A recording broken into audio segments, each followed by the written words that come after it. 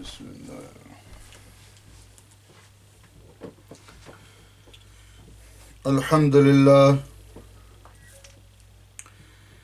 الحمد لله نحمده ونستعينه ونستغفره ونؤمن به ونتوكل عليه ونعوذ بالله من شرور أنفسنا ومن سيئات أعمالنا من يهد الله فلا مضل له ومن يضلله فلا هادي له ونشهد أن لا إله إلا الله ونشهد أن محمدا عبده ورسوله أما بعد فأعوذ بالله من الشيطان الرجيم بسم الله الرحمن الرحيم فقال الله تعالى في القرآن المجيد والفرقان الحميد وبشر الذين آمنوا وعملوا الصالحات أن لهم جنات تجري من تحتها الأنهار كلما رزقوا منها من ثمرة رزقا قالوا هذا الذي رزقنا من قبل وأتوا به متشابها ولهم فيها أزواج مطهرة وهم فيها خالدون آمنت بالله صدق الله العظيم إن الله وملائكته يصلون على النبي يا أيها الذين آمنوا صلوا عليه وسلموا تسليما الصلاة والسلام عليك يا سيدي يا رسول الله وعلى آلك وصحابك يا سيدي يا حبيب الله الصلاة والسلام عليك يا رحمة للعالمين الصلاة والسلام عليك يا شفيع المذنبين وعلى آلك وأصحابك يا نور على نور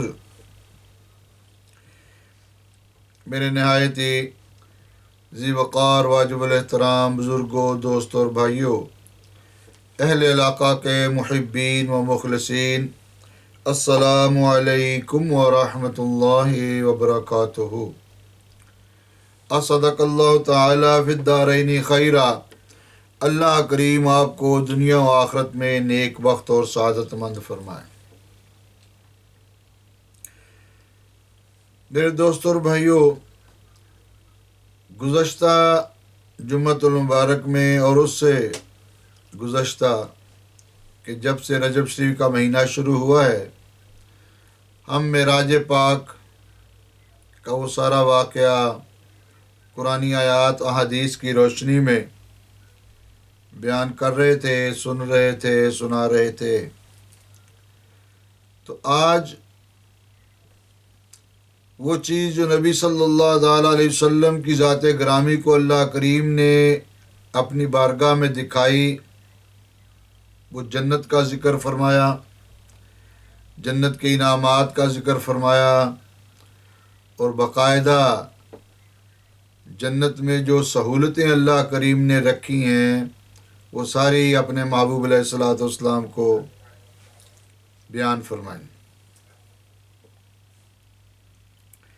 معجزات کے لحاظ سے رسول اللہ صلی اللہ تعالیٰ علیہ وسلم کے بے شمار معجزات ہیں اور آپ صلی اللہ تعالیٰ علیہ وسلم کی ذات گرامی پر درود پاک پڑھنے کی فضیلت میں بہت ساری احادیث مبارکہ موجود ہیں اللہ تعالیٰ ہم سب کو وہ احادیث مبارکہ پڑھنے پڑھانے سننے سنانے کی توفیق عطا فرمائے معراج پاک بذات خود ایک بہت بڑا معجزہ ہے کہ جس میں رسول اللہ صلی اللہ تعالیٰ علیہ وسلم نے اس براق کے ذریعے سفر فرمایا جو اللہ کریم نے جنت سے وہ براق بھیجی. وہ براق جو کہ رب تعالی جل شانہ سے جنت سے اور ایک نوری حجم رکھنے والی براق، وہ اللہ کریم نے نبی صلی اللہ تعالی علیہ وسلم کے سفر کے لیے بھیجی. اس میں جو واقعات آتے ہیں اس براق میں بھی جو جنت میں اور بھی اس طرح اللہ کریم نے تخلیق فرمائی تھی، تو ان کی تمنا یہ تھی کہ ہم نبی صلی اللہ تعالی علیہ وسلم کے سفر کے لیے جائیں. اور یہ جو براق بھیجی گئی یہ کتنے عرصہ سے، جب اللہ کریم نے ان کو آگاہ فرمایا، انفارم فرمایا کہ ایک براق جائے گی دنیا میں جو میرے محبوب علیہ الصلوۃ والسلام کو ساتھ لے کے ان کے ساتھ میری بارگاہ میں آئے گی. تو تمام براقس جو وہاں پہ تھیں انہوں نے اللہ کی بارگاہ میں یہ تمنا کا اظہار کیا، بلکہ اس میں روتی تھیں کہ کاش ہم اللہ کے نبی کے سفر کے لیے جائیں. محبت کا انداز ہے.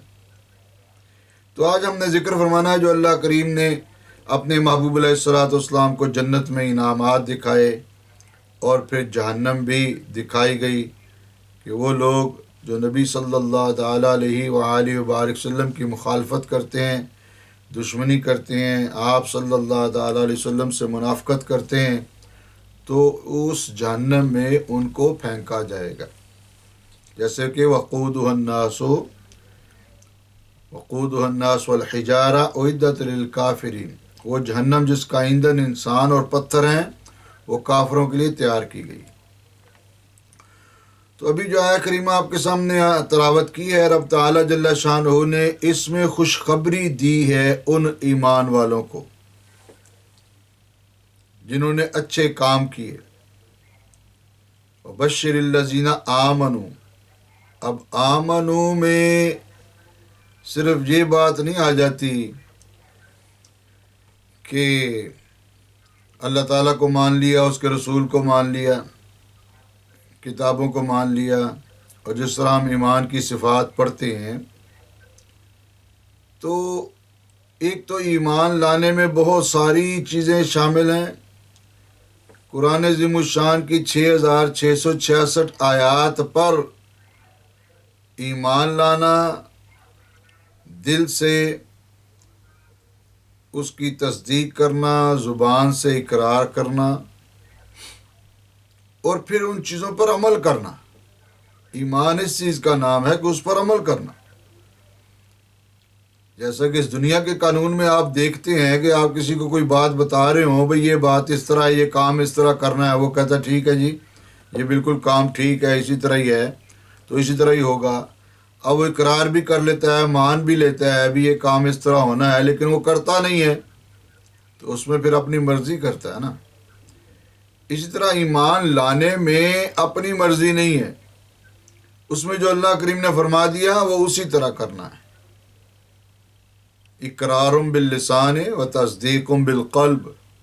ہم کیا پڑھتے ہیں؟ آمنت باللہ، میں اللہ پر ایمان لایا، و ملائکتہ ہی، اس کے فرشتوں پر، و کتب ہی، اس کی کتابوں پر، و رسول ہی، اس کے رسولوں پر، والیوم الآخر، روز آخرت پر، جی، والقدر خیرہ و شرہ من اللہ تعالی، اچھی اور بری تقدیر پر کہ وہ اللہ تعالیٰ کی طرف سے ہے، والبعث بعد الموت، اور موت کے بعد اٹھائے جانے پر.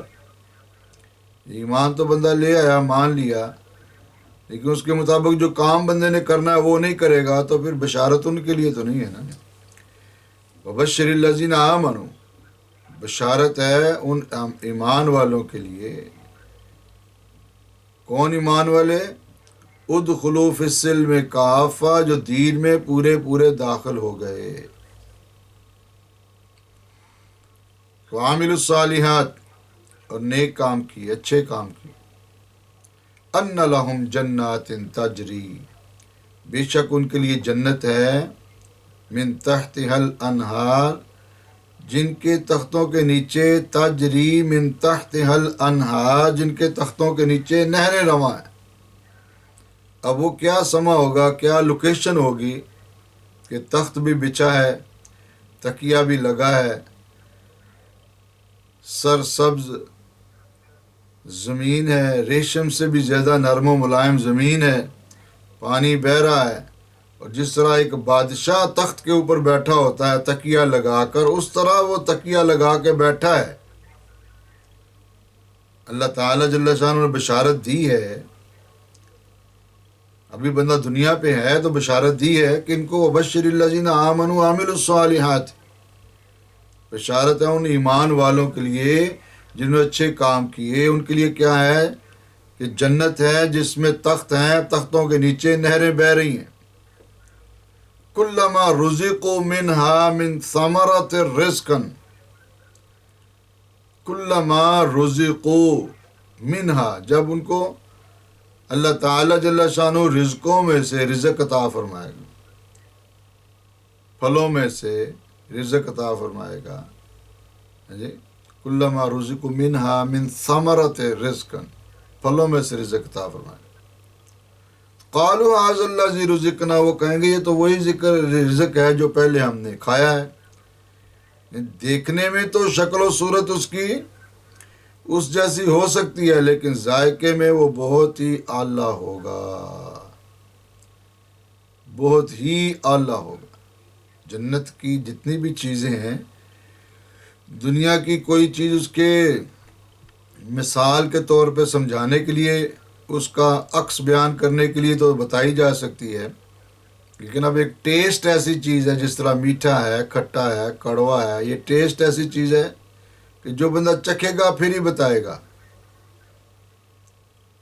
اسی طرح جو رزق ان کو جنت میں دیا جائے گا، جب ایک جنتی وہ رزق کھائے گا تو پھر ہی اس کو پتہ چلے گا کہ یہ اللہ کریم نے کتنی بڑی نعمت جنتیوں کے لیے بنائی ہے۔ کلما رزقوا منہا من ثمرۃ رزقا قالوا ھذا الذی رزقنا من قبل واتوا بہ متشابہا، یہ تو اسی کی مثل لگتا ہے۔ جی فرمایا وَلَهُمْ فِيهَا أَزْوَاجٌ مُطَهَّرَةٌ وَهُمْ فِيهَا خَالِدُونَ۔ اب جو جنت نبی صلی اللہ تعالی علیہ وسلم کو معراج پاک کے دوران دکھائی گئی، اس کی نعمتوں کا ذکر بھی اللہ کریم نے فرمایا۔ یہ قرآنی آیات کی روشنی میں آپ کے سامنے بیان کر رہا ہوں، حدیث کی روشنی میں اس کو بیان کیا جائے گا، مزید آگے وہ وضاحت۔ لیکن کیا ہے کہ جتنی بھی باتیں ہیں یہ ساری حدیث کی روشنی میں ہے کہ وہ رزق جو ہے، وہ جنت کا رزق، وہ دنیا کے جو ٹیسٹ ہے، ذائقہ ہے، اس سے بہت ہی اعلیٰ ترین ہوگا۔ اور پھر کیا ہے وَلَهُمْ فِيهَا أَزْوَاجٌ مُطَهَّرَةٌ وَهُمْ فِيهَا خَالِدُونَ، اور ان کے لیے وہ نیک بیویاں ہیں، وہ پاک بیویاں ہیں، اور وہ ہمیشہ اس میں رہیں گے۔ دنیا میں تو کوئی بندہ بنگلہ بناتا ہے، کار کوٹھی لیتا ہے، سارا کچھ بناتا ہے، بڑے شوق سے لوگ، بعض لوگ گھر بناتے ہیں بڑے شوق سے اور اپنی مرضی کے مطابق اس میں چیزیں استعمال کرتے ہیں، لیکن افسوس یہ کہ جب وہ مکمل ہوتا ہے تو وہ خود دنیا سے چلے جاتے ہیں۔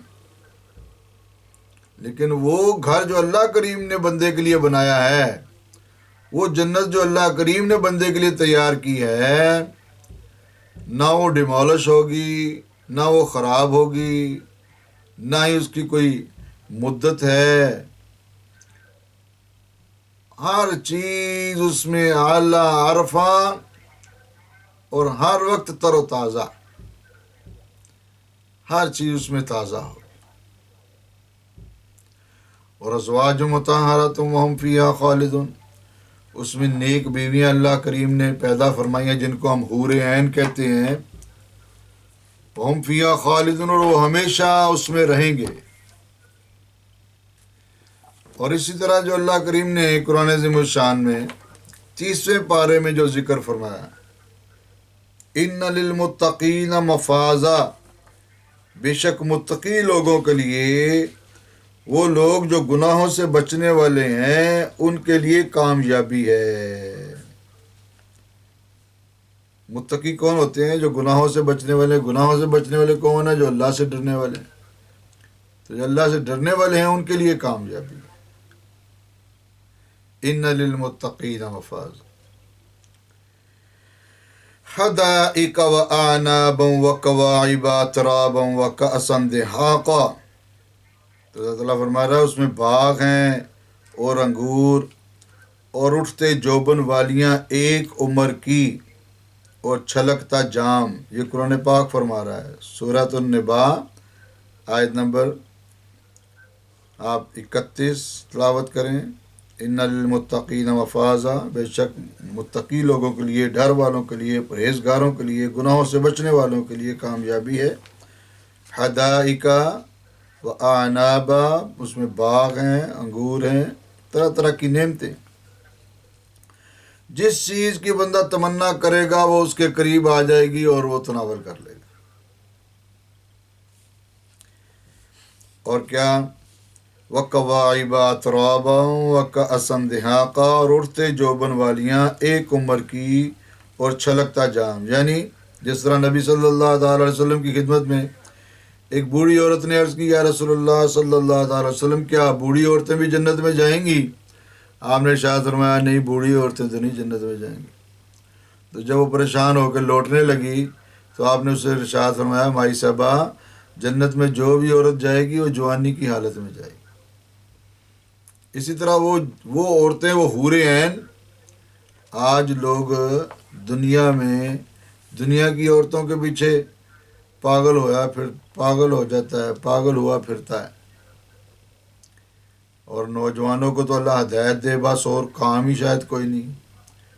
فیس بک کے اوپر تو وہ بھی اس طرح کا سسٹم، اگر موبائل ہے تو وہ بھی اس طرح کا سسٹم، اگر اور کوئی چیز ہے تو وہ اپنے یعنی سٹائل بنانے کے چکر میں بس. لیکن ان کو یہ خیال کرنا چاہیے کہ یہاں پہ ہم صبر کر لیں گے تو اللہ کریم نے ہماری عیش کے لیے خود انتظام کر رکھا ہے. اور جب بندے کی شادی ہو جاتی ہے تو شادی کے بعد تو یہ بھی چیزیں بھی، عشق و ٹکا بھی اس کا ختم ہو جاتا ہے. شادی جو ہو گئی، اب اس کی بیوی اس کے لیے سب کچھ اللہ کریم نے بنا دی ہے. وہی اس کی دوست ہے، وہی جناب اس کا ہم پیالہ، ہم نوالا. لیکن اس صورت میں بھی ایک چیز کا اور خیال رکھنا ہے کہ رسول اللہ صلی اللہ تعالی علیہ وسلم نے ارشاد فرمایا، تم میں سے کوئی شخص اتنی دیر تک کامل مومن ہو ہی نہیں سکتا جب تک وہ ہر چیز سے زیادہ مجھ سے محبت نہ کرے.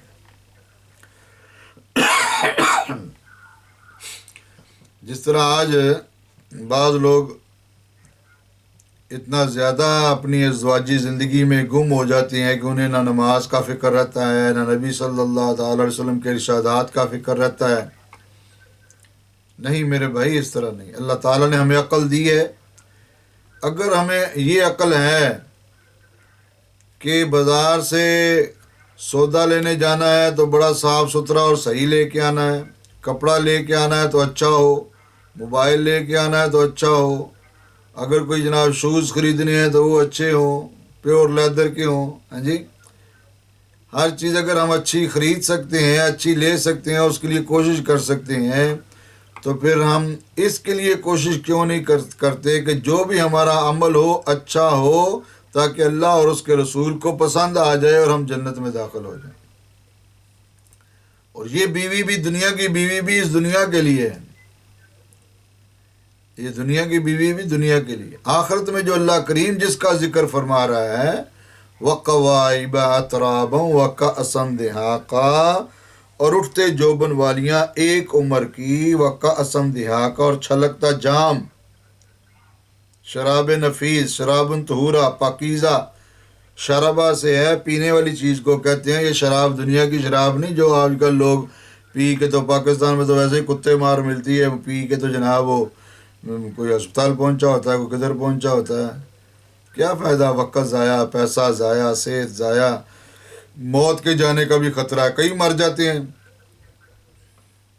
اللہ تعالیٰ جس کا ذکر کرتا ہے وہ نفیس، پاکیزہ، نہایت ہی خوبصورت، اچھے ذائقے والی، جس کے پینے سے نہ سر درد ہو، نہ ہی کوئی جسم پر لرزہ طاری ہو، بندہ اپنے ہوش میں بھی رہے.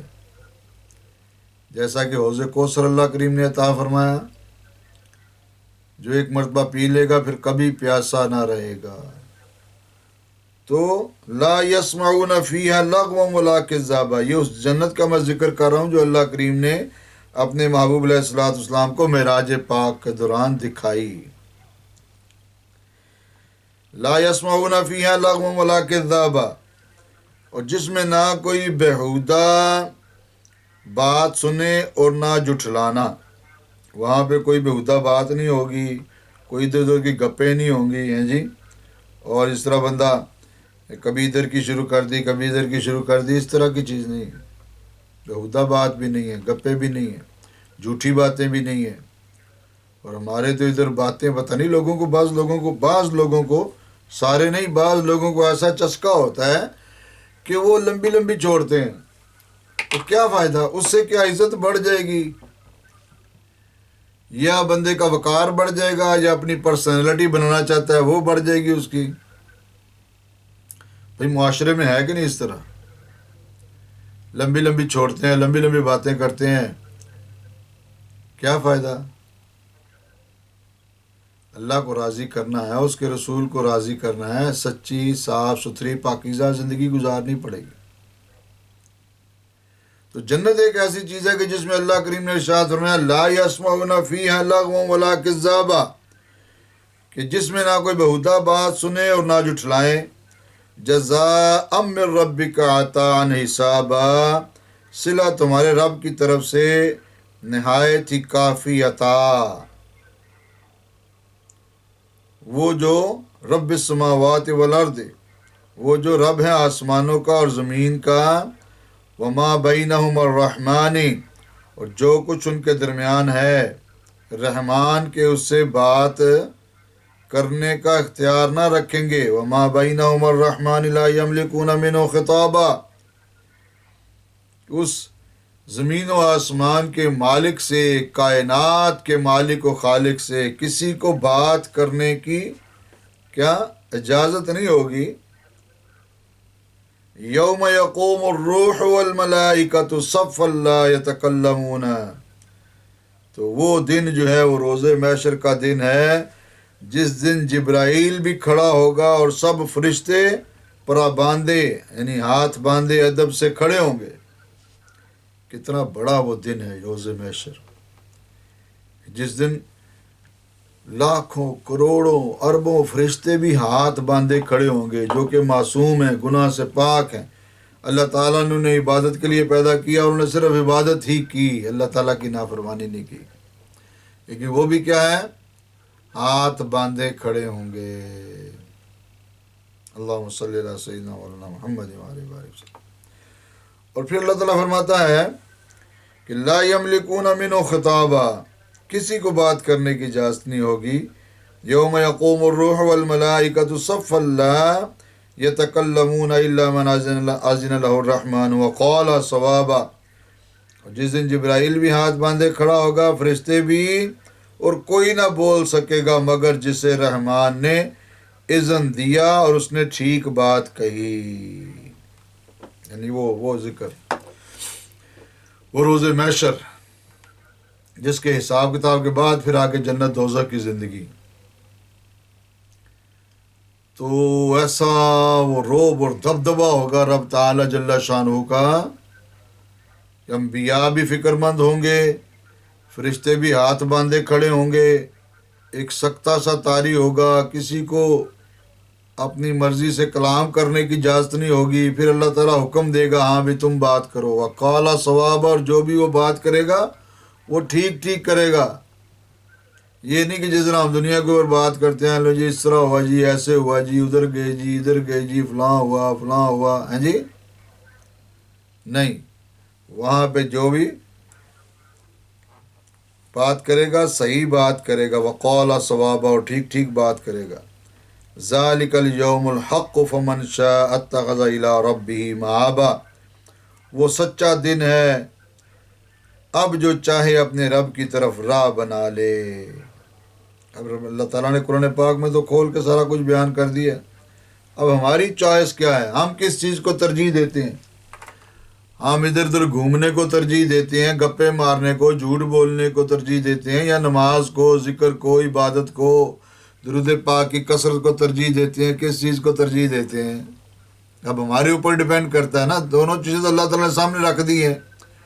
بھئی یہ جو دو راستے ہیں، ایک یہ جنت کا راستہ ہے، جہنم کا راستہ ہے. اب تم کون سا راستہ چوز کرتے ہو، کون سا راستے کا چناؤ کرتے ہو، کون سا راستہ اختیار کرتے ہو، تمہارے سامنے ہے. اب بندے کو تو اللہ تعالیٰ نے اختیار دیا ہے نا. افسوس کی بات یہ ہے کہ دنیا میں جب رہتے ہوئے شیطانی وساوس، شیطانی ہیر پھیر کی وجہ سے کوئی بندہ دولت کے پیچھے پڑا ہے، کوئی روپے پیسے کے پیچھے، کوئی کاروں کوٹھیوں کے پیچھے، کوئی بنگلے کے پیچھے، کوئی جائیداد بنانے کے پیچھے، اور جب اسرائیل آ جائے گا پھر سب کا سب یہیں دھرا رہ جائے گا. بعض اوقات بندہ اپنی اولاد کے لیے بڑی کوشش کرتا ہے، میری اولاد بعد میں تنگ نہ ہو، تو کیا اولاد پھر ساتھ لے جائے گی؟ سہولت ہے، ٹھیک ہے، اس دنیا کے اوپر اس کو پیسہ ان کے پاس ہو، خرچ کر سکتے ہیں، لیکن کہیں ایسا نہ ہو کہ اسی مال و دولت کے نشے میں، پیسے کے نشے میں وہ اللہ کو بھول جائیں، اس کے رسول کو بھول جائیں، نماز کو بھول جائیں، ذکر کو بھول جائیں، دین سے دور ہو جائیں، اللہ کے نبی صلی اللہ علیہ وسلم کی سنت سے دور ہو جائیں. تو فائدہ ہوا، نقصان ہوا. یہاں پہ اللہ کریم واضح طور پہ بیان فرما رہا ہے، اور ذالک الیوم الحق، وہ سچا دن ہے، فمن شاء اتخذ الی ربہ مآبا، اب جو چاہے اپنے رب کی طرف راہ بنا لے. انا انذرناکم عذابا قریبا یوم ینظر المرء ما قدمت یداہ ویقول الکافر یا لیتنی کنت ترابا. انا انذرناکم عذابا قریبا، ہم تمہیں ایک عذاب سے ڈراتے ہیں کہ نزدیک آ گیا. یوم ینظر المرء ما قدمت یداہ، کہ جس دن وہ آدمی دیکھے گا جو کچھ اس کے ہاتھوں نے آگے بھیجا، جو کچھ اس نے آگے بھیجا، جو کچھ اس کے ہاتھوں نے آگے بھیجا، جو اس نے اعمال، جو کام آگے بھیجے ہیں جی. وَيَقُولُ الْكَافِرُ يَا لَيْتَنِي كُنْتُ تُرَابًا، اور کافر کہے گا کہ ہائے میں کسی طرح خاک ہو جاتا. اس موقع پہ جب کافر اپنے اعمال دیکھے گا، اس نے بتوں کی پوجا کی، ایک وحدہ لا شریک رب کو جھٹلایا، اس کی عبادت نہ کی، سچ کو اختیار نہ کیا. اب شیطان تو اس وقت تو شیطان کو تو اپنی پڑی ہوگی نا. اس وقت تو وہ بندہ تو نہیں کہے گا مجھے شیطان نے ورگلا دیا اس طرح. تو اللہ تعالیٰ نے تو قرآن پاک میں پہلے بیان فرما دیا، اِنَّهُ لَكُمْ عَدُوٌّ مُّبِينٌ، بے شک وہ تمہارا کھلا دشمن ہے. وَأَنِ اعْبُدُونِي هَذَا صِرَاطٌ مُّسْتَقِيمٌ، میری ہی عبادت کرو، یہی سیدھا راستہ. اللہ تعالیٰ تو واضح طور پہ قرآن پاک میں فرما رہا ہے. اب ہم نے خود عمل کی طرف اپنے آپ کو لے کے آنا ہے. اگر عمل کریں گے تو بچت ہو جائے گی، اگر عمل نہیں کریں گے تو پھر دیکھیں قرآن میں فرما رہا ہے وَيَقُولُ الْكَافِرُ یا لیتنی کنت ترابا، اور کافر اس وقت کہیں گے کہ کاش میں مٹی ہو جاتا. اس وقت ایمان کی فضیلت کا پتہ چلے گا، ایمان کی اہمیت. جو ایمان والے ہیں، مومنین ہیں، وہ جنت میں داخل ہوں گے جی. اور اس موقع پہ ایک یہ جو لوگوں کو ڈرایا جاتا ہے، شرک بہت بڑا گناہ ہے، اس میں کوئی شک نہیں ہے. لیکن شرک کیا ہے کہ اللہ کی ذات کے علاوہ کسی کی عبادت نہیں. اگر کوئی بندہ کسی کو الہ مان کر، معبود مان کر، خدا مان کر سجدہ کرتا ہے، عبادت کرتا ہے، تو یہ شرک ہے. اور یہ کسی کے اپنے بزرگوں کے ہاتھ چوم لینا یا اس طرح، یہ چیزیں شرک میں نہیں آتی. رسول اللہ صلی اللہ علیہ وسلم کے ہاتھ پاؤں صحابہ کرام رضوان اللہ تعالی علیہم اجمعین چوم لیا کرتے تھے. رسول اللہ صلی اللہ علیہ وسلم کی بارگاہ میں جب حضرت بی بی فاطمہ رضی اللہ تعالی عنہا تشریف لاتی ہیں، آپ صلی اللہ علیہ وسلم ان کے ہاتھ پر بوسہ دیتے. آپ رضی اللہ تعالی عنہ آپ صلی اللہ علیہ وسلم کے ہاتھ پر بوسہ دیتے. آپ صلی اللہ علیہ وسلم ان کے لیے اپنی چادر بچھاتے، پیاری بیٹی کے لیے چادر بچھاتے. تو شرک کو بندہ سمجھنے کی کوشش کرے. اب اللہ کریم نے اپنا نظام، ساری دنیا کا نظام وسیلے سے بنایا ہے. ہم تو بزرگوں کو مانتے ہیں، اللہ کے ولیوں کو مانتے ہیں، وہ اللہ کے ولی تھے، نیک تھے، بزرگ تھے، اللہ تعالیٰ ان کی بات کو مانتا ہے. انہوں نے اللہ تعالیٰ کی عبادت کی، اللہ تعالیٰ کی بات مانی، اب اللہ تعالیٰ ان کی بات کو مانتا ہے، ان کے وسیلے کو مانتا ہے. تو وسیلے کے بغیر مجھے بتائیں اللہ